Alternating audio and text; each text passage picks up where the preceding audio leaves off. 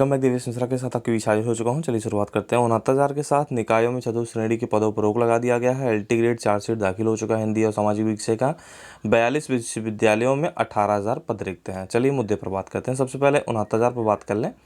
एक तो मैं 2-1 दिन से आउट ऑफ स्टेशन था, तो आपके सामने नहीं आ पा रहा था। मैं जानता हूँ काफ़ी लोग इंतज़ार भी करते हैं, काफ़ी लोग रुष्ट भी होंगे, काफ़ी लोगों को नापसंद भी होंगे हम। फिलहाल चलिए देखते हैं। 69,000 में एनओसी की मांग करने वाले जानते हैं एनओसी को लेकर लड़ाई अभी भी जारी है डबल बेंच में। क्या अभी भी आना चाहते हैं क्या? जो संविदा का सिनेरियो आपने देखा होगा, उम्मीद करता हूँ आप शायद समझ जाएंगे सही समय पर। एक बात और स्पष्ट कर देना चाहता हूँ, कब कौन सा ऑर्डर आपके खिलाफ आ जाए और यहाँ कोई लाकर चिपका देगा, आपके हालात ख़राब हो जाएंगे। जहाँ नौकरी पाए हैं बने रहिए। सही बताऊँ, चाहे वो 14,000 में पाए हों, चाहे 16,000 में, चाहे 12,460 में, 72,825, 68,500, किसी में पाए हों, बेहतर होगा आप वहीं बने रहिए। यहाँ मत आइए। कब कौन सा नियम आ जाए, कब क्या हो जाए, आपके हालात ख़राब हो जाएंगे। उम्मीद करता हूँ अब आप शायद ज़्यादा समझदारी से काम करेंगे, जिस तरीके से चीज़ें निकल के आई हैं। ठीक है, बेहतर होगा। अन्य राज्य वाले भी अच्छे से ध्यान दे लें, हालात ख़राब हो जाएंगे यदि यहाँ आकर आप फंस गए तो। उम्मीद करता हूँ सही समय पर आप सचेत हो जाएं। ये शायद सिर्फ इतना ही वार्निंग वीडियो है। 69,000 फर्जीवाड़ा करने वाले मायावती का समर्पण हो चुका है। एक सबसे बड़ी बात है, 69,000 में क्या ये संविदा का नियम लागू होगा क्या? यहाँ पर सबसे बड़ा सवाल बनता है, क्योंकि एक किसी फिलहाल मुझे जहाँ तक मालूम है एक मीडिया ट्रायल हो रहा है। उम्मीद करता हूँ आप जमकर विरोध कर रहे हैं, चीज़ें सामने निकल के आएंगी, सरकार बैकफुट पर आएगी। आने का तात्पर्य यह है कि वो भी ये देखना चाहती है क्या सिनेरियो होने वाला है, क्योंकि मैंने देखा था कि मुख्य सचिव जी साफ साफ कहे थे अपने हेडलाइन में कि हम ऐसा ही काम करेंगे जो छात्रों के हित में होगा। उम्मीद करता हूँ देख चुके होंगे और देख भी रहे हैं क्या हो रहा है। तो ये भी उम्मीद करता हूँ फिलहाल पुरानी भर्तियों में नहीं होना चाहिए। अच्छा, पुरानी भर्तियों में होगा, थोड़ा सा मुद्दे पर आता हूँ, टाइम नहीं लेना चाहता हूँ। क्या सभी भर्तियाँ एक समान है क्या? मतलब यूपी टीजीटी 2016, ईआरआ और भी जो भी भर्तियाँ फंसी पड़ी हैं, लगातार कई सालों से गतिमान स्थिति में चल रही हैं, धीरे धीरे एक्सेलरेट हो रही हैं अपने वही नियत चाल से, क्या 69,000 भी वही एक सामान्य भर्ती है क्या? नहीं, बिल्कुल नहीं। कैसे नहीं है देख सकते हैं। क्या इस पर संविदा के नियम लागू हो सकते हैं क्या? नहीं, बिल्कुल नहीं। कैसे? मेरा मानना है सारी भर्तियां एक सामान्य भर्ती प्रक्रिया जैसे है वैसे चलती है, लेकिन 69,000 एक विशिष्ट भर्ती है। कैसे? मेरा कहना आप सब समझिएगा, थोड़ा सा लॉजिकल, बस 1 मिनट में समाप्त कर दूंगा उठाकर। जब शिक्षा मित्रों का चयन हुआ था तो पहले कॉन्ट्रैक्ट बेस पे थे, 11 महीनों का चयन होता था संविदा के आधार पर।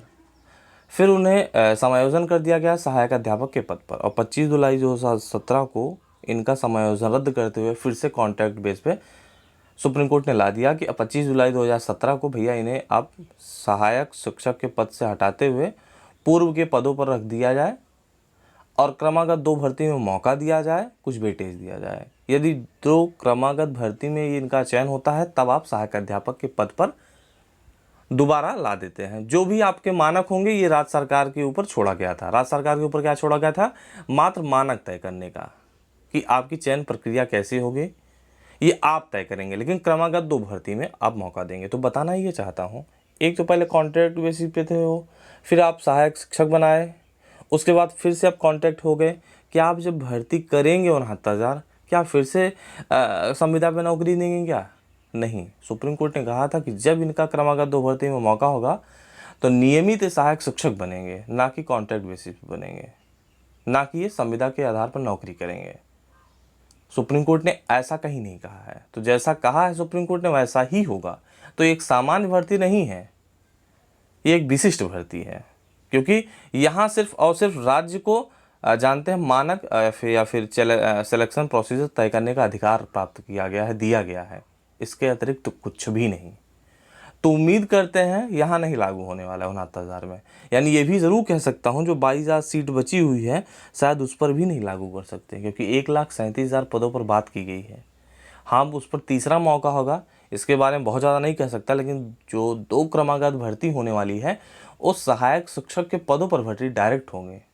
जो भी उस मानक को पूर्ण करेंगे, ओपन कंपटीशन की बात की गई थी, जो एलिजिबल कैंडिडेट होंगे आपके समय का, जो राज्य सरकार तय करेगी मानक, उसे जो पूर्ण करेंगे, जो भी शिक्षा मित्र, जो भी एलिजिबल कैंडिडेट, उन्हें आपको नियुक्ति देना होगा सहायक शिक्षक के पद पर, ना कि संविदा के आधार पर। शायद मेरी बात को आप समझते होंगे, बात खत्म। वैसे भी नई शिक्षा नीति में 2022 तक साफ साफ कहा गया है कि संविदा के आधार पर नौकरी नहीं दी जाएगी। सुप्रीम कोर्ट ने भी बार बार इस बात को कहा है कि संविदा के आधार पर नौकरी मत दीजिए।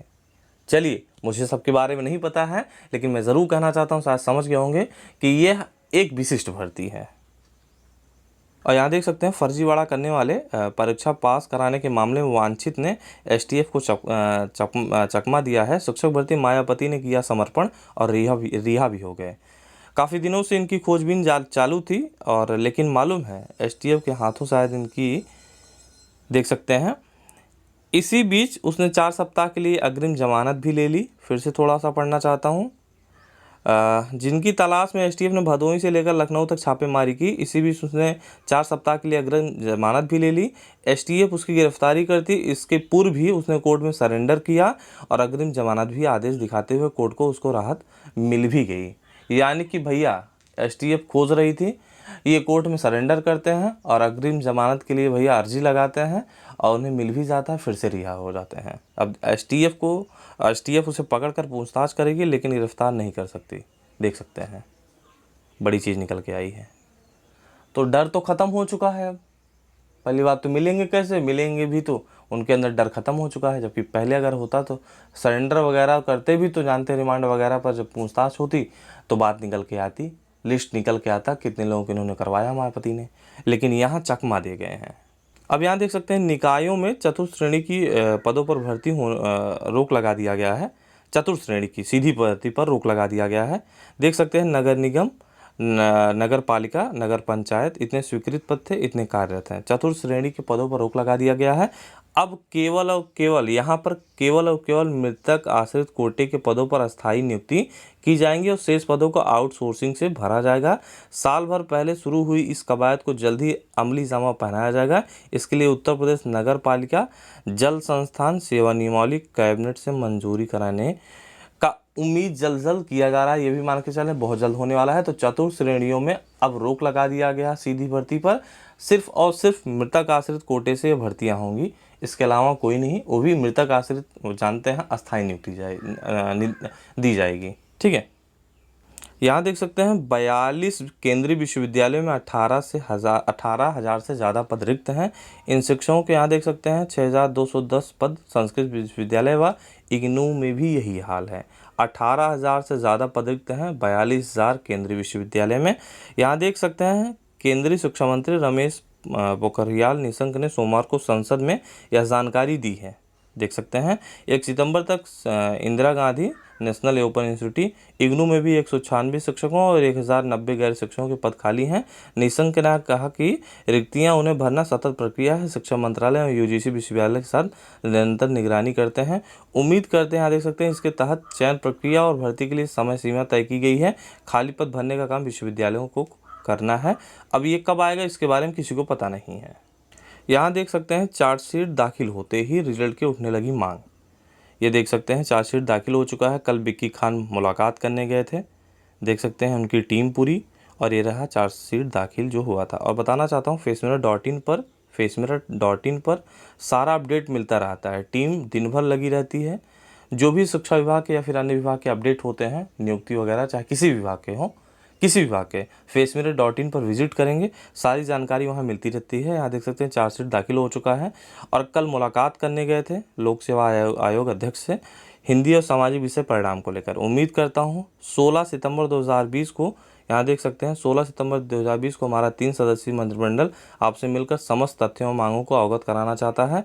अगर आप कोविड-19 के कारण मिलने के लिए अनिच्छुक हों तो खुले कैंपस में ही वार्ता का आयोजन कराने की महान कृपा होगी, महती कृपा होगी, महान कृपा की करें। ठीक है, तो यही चीज़ें पेपर में निकला है, जो चीज़ें मैं आपको फेसमिरर.in पर कल शाम को ही अपडेट कर दिया था। उम्मीद करता हूँ वीडियो पसंद आया होगा। चलते हैं, बाय बाय।